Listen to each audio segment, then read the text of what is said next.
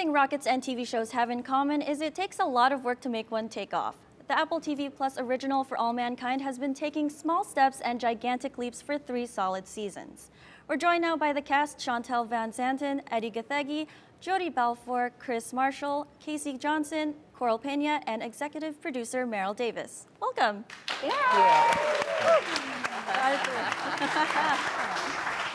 Very happy to have you guys all here today to talk about the 3rd season, which is currently airing on Apple TV Plus.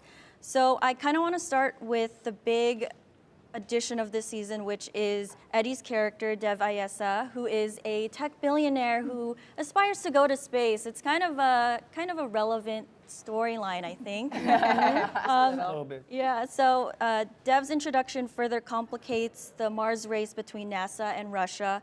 The real world inspiration from guys like Musk and Bezos. How does the show, with all of the alternate history that's changed technology and presidents and everything, how do you think that changed the trajectory of how billionaires behave? In our universe. In your universe, yes. Well, I don't know any other billionaires in our universe. I might be the only one. I don't know. I don't think I'm the only one. That's a good question, yeah. But in our universe, this is a guy who is very razor sharp. He's focused. He's created a piece of tech that changes our world, and he is entering this race because it's an important race for him emotionally, personally, and he also believes in the advancement of technology and what else is out there and what else we can achieve.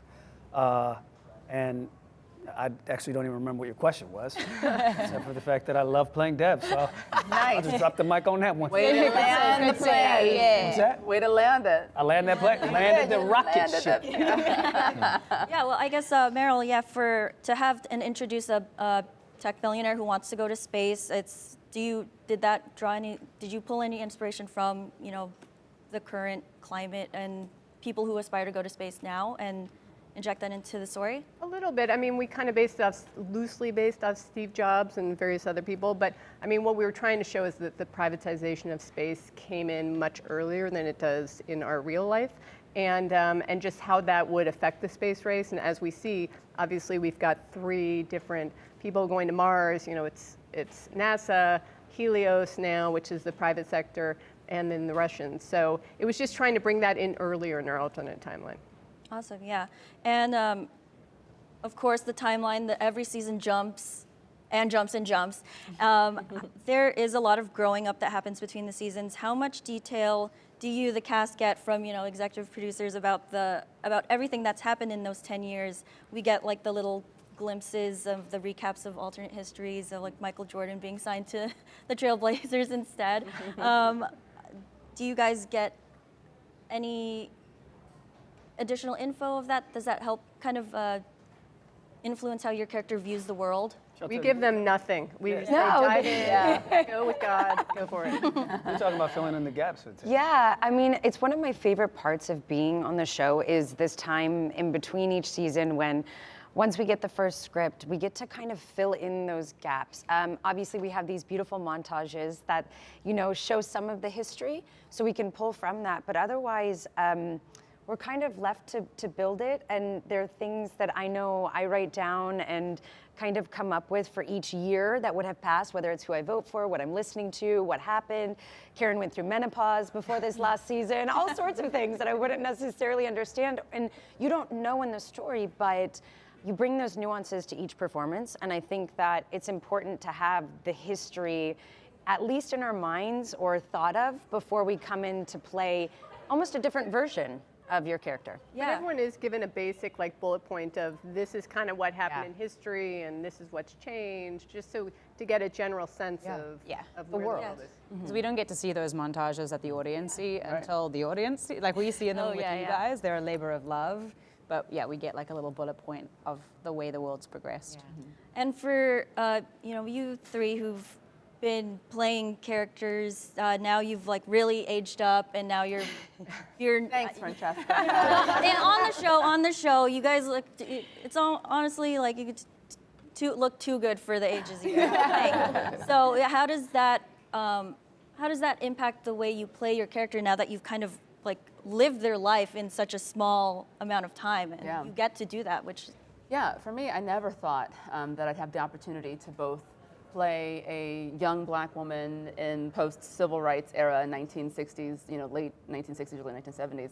I never thought I'd also get to play that same woman who is a burgeoning astronaut and engineer and the first black person on the moon, and then also get to play the life of a woman in her 40s who is the commander and NASA's chief astronaut and the choice to go to Mars and land on Mars first. So these are all just like such crazy highlight moments, and ideally as an actor you play them over the course of your whole life, and I got to do it straight for 4 years in a row, which is just insane and so crazy. So it's like that phrase, like, how do you eat an elephant? One bite at a time. Like, it's a big task. And so each year you just take the little bits and pieces. Sometimes I start off with thinking about the music of the era. Sometimes I start off thinking about the fashion of the era. I do a lot of research about, the politics and things like that. Something Joel said recently about, the look of it. Like, I think all of us really have to take our vanity out of the question. You're not worried, like, do I look pretty today? You're just telling this part of the story. And sometimes that part of the story requires crow's feet, gobbly on your neck, and some lines here. But that's the actual term, gobbledygobbly. Gobbledygobbly. That piece. That Very goes, technical. right? Very technical term, gobbledygobbly. But to really immerse yourself in, like, what does it look like to have aches and pains? What does it look like to have grays? So it's such a fun challenge. I'm so fortunate to get to do it. I think we all are. For sure. It looks, our team of people, I mean, we spent a few weeks with the executive producers, like trying different things out in different levels. And I think what works is to push the envelope but not go too far, because then you just kind of look like you're wearing an entire mask. Definitely. And to be able to feel lived in. Yeah. And I looked at like my own mom, who's the same age as Karen. I'd be like, okay, where are your wrinkles? Mom, can I study your face? Where are your wrinkles? Tell me, show me. And those things that it is subtle, but you still get to see the progress happening with our age. And those early mornings where we're texting each other at 1:45, like, I'm awake. Are you awake? Yeah. Do you want to talk on your drive? Okay, cool. Oh gosh, man, I've had so many other questions, but this was such a great conversation. Oh man, I had so many other questions. I'm so sorry, guys. But For All Mankind's third season is nearing the end, with a new episode dropping next week exclusively on Apple TV+. Right now, though, we've got more Comic-Con coverage live from San Diego right here on IGN. We'll be right back.